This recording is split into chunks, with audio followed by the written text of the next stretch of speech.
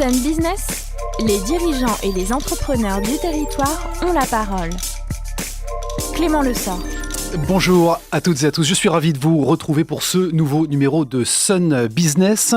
Je reçois ce matin et ce midi très précisément Benjamin Pacteau, bonjour. Bonjour Clément. Vous êtes le président de Square Habitat Atlantique Vendée. Alors Square Habitat, il faut préciser que c'est le réseau d'agences immobilières du Crédit Agricole qui regroupe à ce jour près de 785 agences sur le territoire national. On va parler évidemment précisément, nous, de Loire-Atlantique et Vendée, puisque c'est le découpage qui vous concerne et c'est près de 150 collaborateurs. Je parle sous votre contrôle. Oui, c'est même un petit peu plus que ça aujourd'hui. On est 160 collaborateurs aujourd'hui. Bon, et c'est quoi, une trentaine d'agences C'est une trentaine d'agences, effectivement, réparties sur notre territoire. On a une bonne vingtaine d'agences sur la Loire-Atlantique. L'agglomération nantaise avec 13 agences, la presqu'île bauloise, Saint-Nazaire, Pornic, Saint-Brévin, et puis quelques agences, 8 agences en Vendée. Bon, on va reparler notamment de ces enjeux autour du réseau de ces agences. Avant cela, Benjamin Pacteau, je voulais qu'on parle ensemble et qu'on ait un mot quand même sur le contexte de l'immobilier sur notre territoire. Quelle évolution vous voyez en tant que professionnel, bien sûr, des volumes de transactions? Quelle évolution des volumes de transactions vous observez-vous sur le territoire? Alors effectivement, le contexte est très favorable en ce moment. Si on parle de 2017, et les notaires viennent de faire paraître leurs chiffres sur 2017.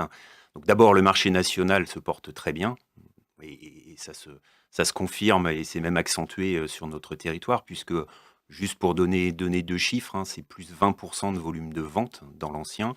Sur 2017, sur le département du 44, c'est plus 43% d'acquisition de terrain à bâtir.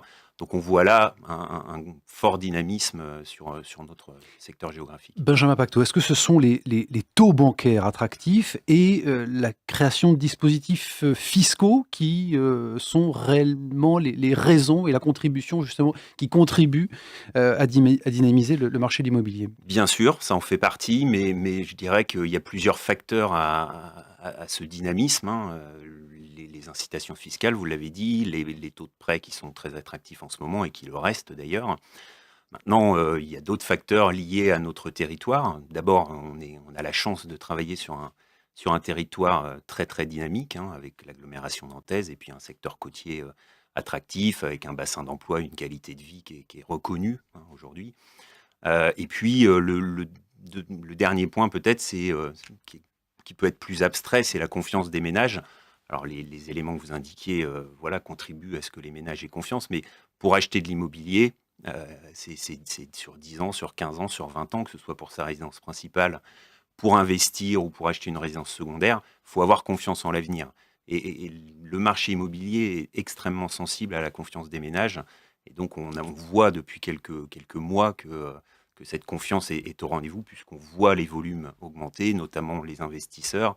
La résidence secondaire qui, pour moi, est un véritable indicateur de confiance en l'avenir. Pour quelle raison d'ailleurs l'achat d'une résidence secondaire Pour quelle raison? On a tous un besoin primaire qui est de se loger, donc il faut acheter ou louer son logement.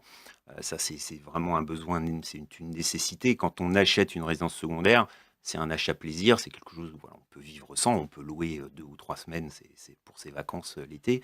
Donc l'achat de la résidence secondaire, c'est vraiment pour moi, je mettrais la résidence secondaire et l'investisseur.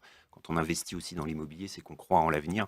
Donc pour moi, ce sont 2 marqueurs très très forts. Alors vous parlez des investisseurs, Benjamin Pacteau, justement, est-ce qu'on va pouvoir encore compter longtemps sur le dispositif loi Pinel, qui est une défiscalisation, justement une incitation fiscale en tout cas pour investir? Oui, alors l'année 2017 a été perturbée puisqu'on attendait, on a attendu quelques mois de savoir ce qu'allait devenir ce dispositif Pinel. Donc il a été prolongé sur 4 ans, avec un resserrement des zones éligibles, je dirais, sur des zones tendues à partir de 2019. C'est-à-dire qu'on a encore l'année 2018 sur les zones, alors c'est un petit peu technique, B2 et C, mais l'agglomération nantaise, par exemple, sera toujours éligible au dispositif Pinel pendant encore 4 ans. Donc ça nous donne de la visibilité. Ça veut dire, Benjamin Pacteau, qu'en Loire-Atlantique, le nombre de ventes a décollé en campagne comme sur l'agglomération nantaise et en centre-ville également, de façon uniforme? Non, c'est pas uniforme. On voit des écarts très importants encore selon les territoires, mais j'allais dire même selon les quartiers à Nantes.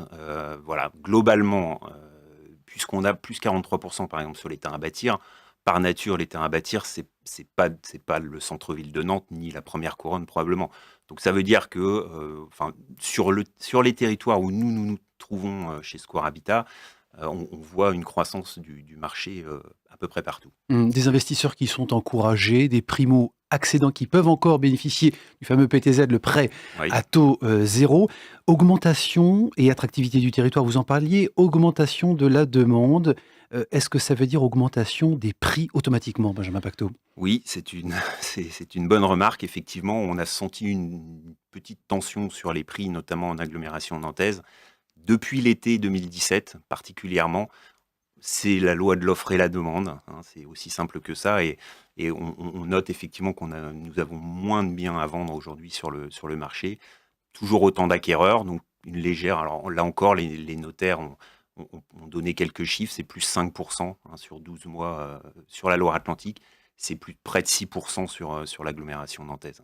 Bon, je voudrais qu'on parle de Square Habitat. C'est important, évidemment, comment vous vous adaptez. Alors, une concurrence accrue entre les acteurs de l'immobilier. Vous êtes nombreux, des contraintes quand même réglementaires et une évolution des modes de consommation. Comment est-ce que Square Habitat se met en ordre de marche pour s'adapter, je dirais, à cet environnement, on le voit bien, qui est en mutation permanente?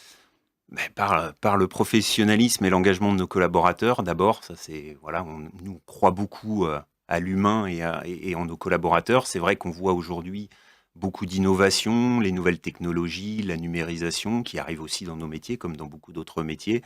Donc on regarde ça de près, on a intégré déjà beaucoup de choses dans nos offres de services. Ce que l'on essaye toujours d'avoir à l'esprit, c'est l'innovation. Pourquoi faire? L'innovation, elle doit servir à nos clients, vraiment, à ce qu'ils puissent nous contacter, à pouvoir échanger, communiquer, à faciliter la vie de nos clients. Donc voilà, nous ne sommes pas, nous n'allons pas vers l'innovation à tout prix, je dirais. Il faut qu'elle soit vraiment au service de nos clients, simple.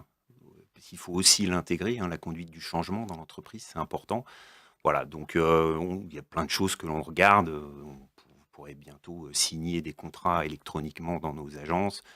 Nous avons du homestaging virtuel, on regarde les solutions de visite 360. Il y a une multitude aujourd'hui de choses, il y a beaucoup de startups qui arrivent Alors dans justement, notre environnement. ça veut dire que les enjeux liés à la transformation numérique, digitale, vous poussent à numériser justement vos métiers. Comment ça se traduit concrètement pour vos collaborateurs dans leur quotidien?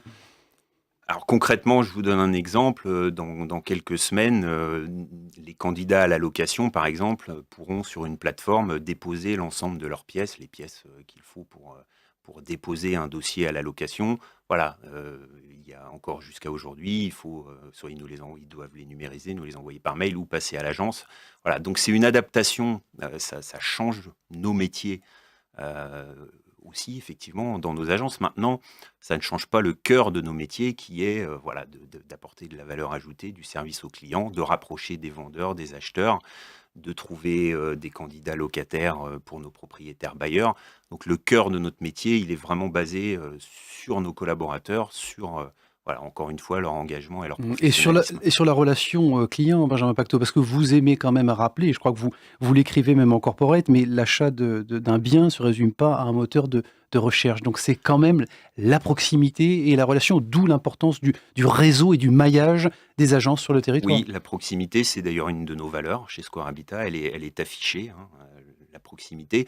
On croit beaucoup à cette proximité. Nous ne faisons pas partie de ceux qui pensent que on peut faire de l'immobilier sans agence, sans être vraiment au cœur de nos secteurs, parce que nos collaborateurs ont besoin de connaître leur secteur, les acteurs, les prix de marché. Voilà, donc on veut être référent. On n'a pas vocation à être partout sur notre territoire.